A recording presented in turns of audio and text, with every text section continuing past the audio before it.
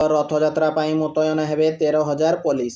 ଆସନ୍ତା ଗୁରୁବାର ଶ୍ରୀକ୍ଷେତ୍ରରେ ଅନୁଷ୍ଠିତ ହେବ ମହାପ୍ରଭୁଙ୍କର ପବିତ୍ର ଶ୍ରୀଗୁଣ୍ଡିଚା ଯାତ୍ରା।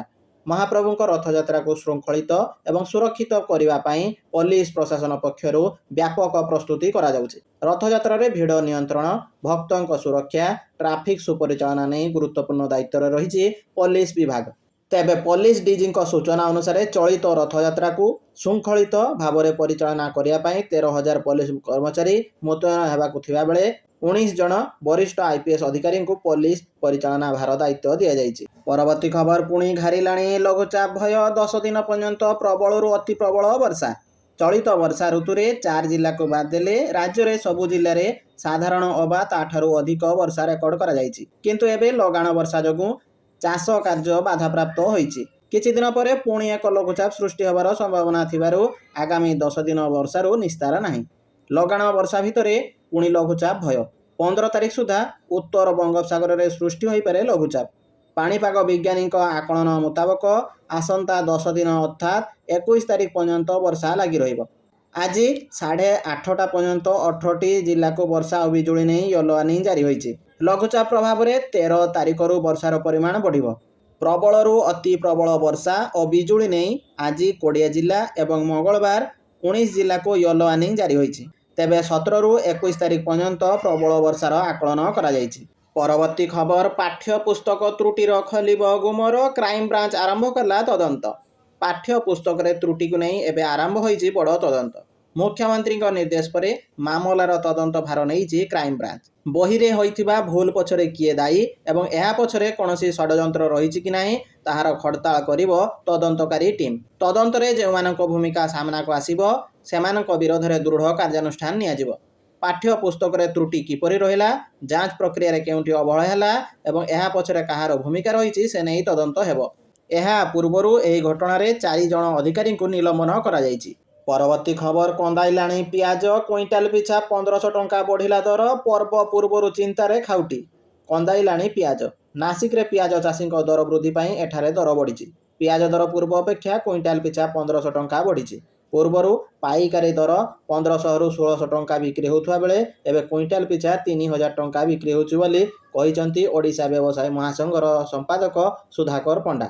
ପରବର୍ତ୍ତୀ ଖବର ଓଡ଼ିଶା ଉପକୂଳରେ ଭୂକମ୍ପ। କମ୍ପିଲା ବଙ୍ଗୋପସାଗରର ସମୁଦ୍ର ଗର୍ଭ। ଥରିଲା ମାଟି, ଦୌଡ଼ିଲେ ଲୋକେ। ସକାଳୁ ସକାଳୁ ଥରିଲା ବଙ୍ଗୋପସାଗର। ବଙ୍ଗୋପସାଗରରେ ଅନୁଭୂତ ହୋଇଛି ଏକ ମଧ୍ୟମ ଧରଣର ଭୂମିକମ୍ପ। ସମୁଦ୍ର ଗର୍ଭରେ ସୃଷ୍ଟି ହୋଇଥିବା ଏହି କମ୍ପନର ତୀବ୍ରତା ରିଚର ସ୍କେଲରେ 4.5 ରେକର୍ଡ କରାଯାଇଛି। ସବୁଠାରୁ ବଡ଼ କଥା ହେଉଛି ସମୁଦ୍ର ଭିତରେ ଭୂକମ୍ପ ହୋଇଥିଲେ ସୁଦ୍ଧା ପଡ଼ୋଶୀ ଆନ୍ଧ୍ରପ୍ରଦେଶର ବିଶାଖାପାଟଣାର କିଛି ଅଞ୍ଚଳରେ ମୃଦୁ ଝଟକା ଅନୁଭୂତ ହୋଇଛି। ଜାତୀୟ ଭୂକମ୍ପ ବିଜ୍ଞାନ କେନ୍ଦ୍ରର ତଥ୍ୟ ଅନୁସାରେ ଗତକାଲି 5:46 ସମୁଦ୍ର ଗର୍ଭରେ ଏହି ଭୂକମ୍ପନ ସୃଷ୍ଟି ହୋଇଥିଲା। ରିକ୍ଟର ସ୍କେଲରେ ଏହାର ତୀବ୍ରତା 4.5 ଥିବାବେଳେ ବଙ୍ଗୋପସାଗରରେ ପ୍ରାୟ 10 କିଲୋମିଟର ଗଭୀରରେ ଏହାର କେନ୍ଦ୍ରସ୍ଥଳୀ ରହିଥିଲା। ସମୁଦ୍ର ଭିତରେ ହୋଇଥିବା ଏହି ଭୂକମ୍ପର କେନ୍ଦ୍ରସ୍ଥଳୀ ଓଡ଼ିଶା ଓ ଆନ୍ଧ୍ର ଉପକୂଳର ନିକଟବର୍ତ୍ତୀ ଅଞ୍ଚଳ ବୋଲି ଜଣାପଡ଼ିଛି। ପରବର୍ତ୍ତୀ ଖବର ଆସନ୍ତା ବର୍ଷ ଚାଲିବ ଭାରତର ପ୍ରଥମ ବୁଲେଟ୍ ଟ୍ରେନ୍। ଘୋଷଣା ହେଲା ନୂଆ ରୁଟ୍। ଭାରତରେ ଖୁବ୍ ଶୀଘ୍ର ବୁଲେଟ୍ ଟ୍ରେନ୍ ଟ୍ରାକ୍ରେ ଦୌଡ଼ିବ। କେନ୍ଦ୍ର ରେଳମନ୍ତ୍ରୀ ଅଶ୍ୱିନୀ ବୈଷ୍ଣବ ଘୋଷଣା କରିଛନ୍ତି ଯେ ମୁମ୍ବାଇ ଏବଂ ଅହମ୍ମଦାବାଦ ମଧ୍ୟରେ ପ୍ରଥମ ବୁଲେଟ୍ ଟ୍ରେନ୍ ନିର୍ମାଣ କାର୍ଯ୍ୟ ଚାଲିଛି। ସେ କହିଛନ୍ତି ଯେ ବୁଲେଟ୍ ଟ୍ରେନ୍ ଲାଇନ୍ର ପ୍ରଥମ ସେକ୍ସନ ଆସନ୍ତା ବର୍ଷ କାର୍ଯ୍ୟକ୍ଷମ ହେବ। ଅଶ୍ୱିନୀ ବୈଷ୍ଣବ କହିଛନ୍ତି ଯେ ପରବର୍ତ୍ତୀ ବର୍ଷ ଆମେ ସୁରତ ଏବଂ ବିଲିମେରା ମଧ୍ୟରେ ମୁମ୍ବାଇ ଅହମ୍ମଦାବାଦ ରୁଟ୍ରେ ବୁଲେଟ୍ ଟ୍ରେନ୍ର ପ୍ରଥମ ସେକ୍ସନ ଆରମ୍ଭ କରିବୁ। ପରବର୍ତ୍ତୀ ଖବର ଗୋଟିଏ ଦିନରେ ମିଳିବ ମ୍ୟାଟ୍ରିକ୍ ମେନ୍ ସାର୍ଟିଫିକେଟ୍। ଗୋଟିଏ ଦିନରେ ମିଳିବ ମ୍ୟାଟ୍ରିକ୍ ମେନ୍ ସାର୍ଟିଫିକେଟ୍। ଚଳିତ ବର୍ଷ ପରୀକ୍ଷାରେ କୃତକାର୍ଯ୍ୟ ହୋଇଥିବା ଛାତ୍ରଛାତ୍ରୀଙ୍କୁ ଖୁବ୍ ଶୀଘ୍ର ସାର୍ଟିଫିକେଟ୍ ଦେବାକୁ ବୋର୍ଡ ନିଷ୍ପତ୍ତି ନେଇଛି। ଚଳିତ ବର୍ଷ ପ୍ରଥମ ଥର ପାଇଁ ଉଭୟ ଓଡ଼ିଆ ଏବଂ ଇଂରାଜୀରେ ସାର୍ଟିଫିକେଟ୍ ମିଳିବ। ଏଥିରେ ଯେପରି କୌଣସି ତ୍ରୁଟି ନ ରୁହେ ତାହାକୁ ଦୃଷ୍ଟିରେ ରଖି ବାରମ୍ବାର ସାର୍ଟିଫିକେଟ୍ ଗୁଡ଼ିକ ଯାଞ୍ଚ କରାଯାଉଛି। ପରବର୍ତ୍ତୀ ଖବର ପୁଣି ଶସ୍ତା ହେଲା ସୁନା ଓ ରୂପା ଦାମ। 14,000 ଟଙ୍କାରୁ ଅଧିକ କମିଲା ରେଟ୍। ଗତ ସପ୍ତାହରେ ସୁନା ଏବଂ ରୂପାର ମୂଲ୍ୟରେ ଏକ ବଡ଼ ପରିବର୍ତ୍ତନ ଘଟିଥିଲା, କିନ୍ତୁ ଶେଷରେ ଉଭୟ ଧାତୁ ଶସ୍ତା ହୋଇଯାଇଛି। ରୂପାର ଫ୍ୟୁଚର୍ସ ମୂଲ୍ୟ ଗୋଟିଏ ସପ୍ତାହ ମଧ୍ୟରେ ପ୍ରତି କିଲୋଗ୍ରାମ 14,000 ଟଙ୍କାରୁ ଅଧିକ ଶସ୍ତା ହୋଇଛି। ଅନ୍ୟପକ୍ଷରେ ମୂଲ୍ୟବାନ ଧାତୁ ସୁନା ମଧ୍ୟ ଶସ୍ତା ହୋଇଛି। ରୂପା ମୂଲ୍ୟ ଏତେ ହ୍ରାସ ପାଇଛି ଯେ ଗତ ସପ୍ତାହରେ 5ଟି ବାଣିଜ୍ୟିକ ଦିନରେ ରୂପାର ମୂଲ୍ୟରେ ତୀବ୍ର ହ୍ରାସ ଘଟିଛି। 1 କିଲୋଗ୍ରାମ ରୂପାର ମୂଲ୍ୟ 2,37,410 ଟଙ୍କା ଥିବାବେଳେ ଏହି ସପ୍ତାହରେ ତାହା 2,22,680 ଟଙ୍କାକୁ ହ୍ରାସ ପାଇଥିଲା। ତଦନୁସାରେ ରୂପା କିଲୋଗ୍ରାମ ପିଛା 14,730 ଟଙ୍କା ଶସ୍ତା ହୋଇଛି। ସେହିଭଳି ସୁନା ମଧ୍ୟ କମ୍ ହ୍ରାସ ପାଇନାହିଁ। ଏହା 3,898 ଟଙ୍କା ଶସ୍ତା ହୋଇଛି। ପରବର୍ତ୍ତୀ ଖବର, କ୍ୟୁଆର୍ କୋଡ୍ ସ୍କାନ୍ କଲେ ମିଳିବ ସାର। ସାର ନେବାକୁ ଚାହୁଁଛନ୍ତି ତ ମୋବାଇଲ ନେଇ ଆସନ୍ତୁ। ପ୍ରାଥମିକ କୃଷି ସମବାୟ ସମିତିରେ ଥିବା ୟୁପିଆଇ କ୍ୟୁଆର୍ କୋଡ୍ ସ୍କାନ୍ କରି ଟଙ୍କା ଜମା କଲେ ଯାଇ ଚାଷୀଙ୍କୁ ମିଳିବ ସାର।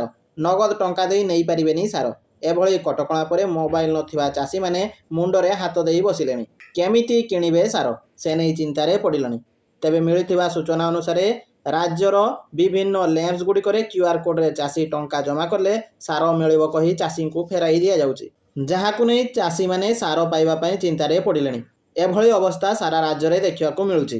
ପରବର୍ତ୍ତୀ ଖବର, ଇଂଲଣ୍ଡରେ ଭାରତର ଦୁର୍ଦ୍ଦଶା। 0-4ରେ ସିରିଜ୍ ହାରିଲା, ନମ୍ବର 1 ମୁକୁଟ ବି ହରାଇଲା। ପ୍ରଥମେ ଆୟାରଲାଣ୍ଡଠାରୁ 2-0ରେ ହ୍ୱାଇଟ୍ ୱାଶ୍, ଏବେ ଇଂଲଣ୍ଡଠାରୁ 4-0ରେ ଟି20 ସିରିଜ୍ ହରାଇଲା ଭାରତ। ବ୍ୟାକ୍ ଟୁ ବ୍ୟାକ୍ ପରାଜୟ ଛଡ଼ାଇ ନେଲା ନମ୍ବର 1 ମୁକୁଟ। ଘରୋଇ ଭାରତ ଏବଂ ଇଂଲଣ୍ଡ ମଧ୍ୟରେ ଖେଳାଯାଇଥିବା ପଞ୍ଚମ ଟି20 ମ୍ୟାଚ୍ ହରାଇଛି ଶ୍ରେୟସ ବାହିନୀ। ଏହି ପରାଜୟ ସହିତ ଆଇସିସି ଟି20 ର୍ୟାଙ୍କିଂର ପ୍ରଥମ ସ୍ଥାନ ହରାଇଛି ଭାରତ।